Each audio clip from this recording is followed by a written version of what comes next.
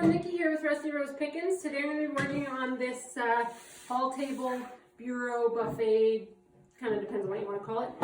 It's beautifully built, solid wood. She wants it done with a putty undercoat and then a blue over top, a really nice vibrant blue, but she wants a little bit of that putty coming through, a little bit of blending going on. So we're going to work on that today. So I'm excited for this one and stay tuned. We're going to do first coat with putty. We're going to move the whole thing, we're going to let it dry completely, then we're going to start on with the blue.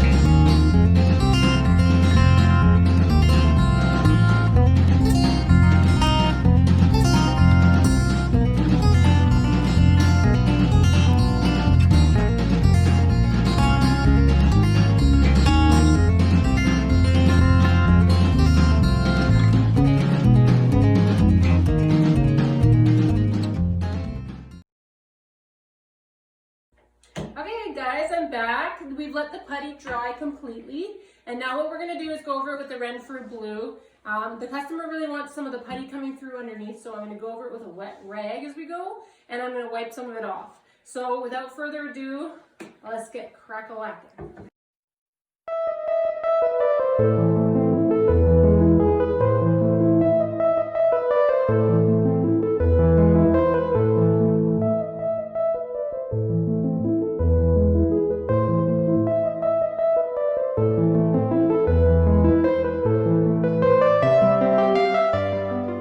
I've got the first coat on. I want to show you what happens if you don't.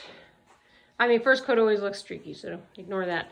But what happens if you don't get it when it's wet is it's really hard to take off because this paint adheres really, really well.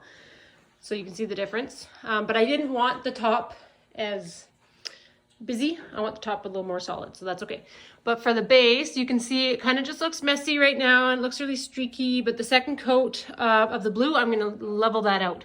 But again, while it's still wet, even the second coat, I'm going to expose as much of that putty as I want, and then I can just kind of add and manipulate as I go. But that is what we have so far.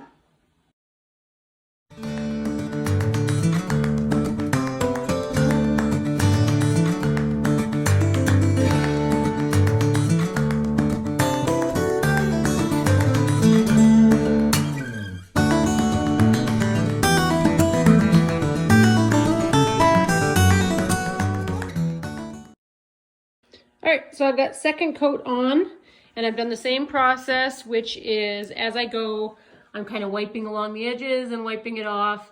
It takes a few more coats this way because obviously you're wiping off paint from the main areas too, but it's the way I like to achieve getting that initial color coming through without doing a ton of sanding afterwards or scraping. So I'm gonna carry on, I'm gonna do probably one more coat going like this. And then I can wait for it to dry, and then we'll start with the waxing, which is going to give it some more depth in the edges. So yeah, in my hands. I always forget to wear gloves every time. So I've got all the coats on that I'm wanting. I'm happy with it, still drying a little bit. But the next step I'm going to do is go over it with a 220 grit sandpaper and my wet rag again. And then really just get in there and expose some of the wood. I did a little tester here. But yeah, I'm going to get in there and kind of play around with that. And keep going with that.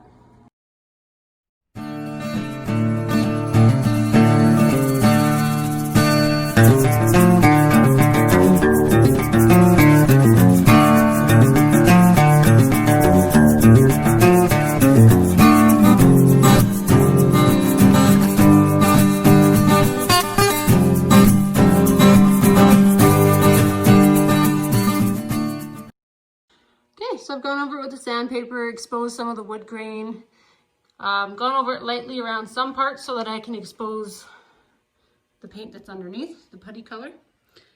Right now it still isn't quite done. I love the detail and the colors coming through, but we still need to work on the waxing. Here we go.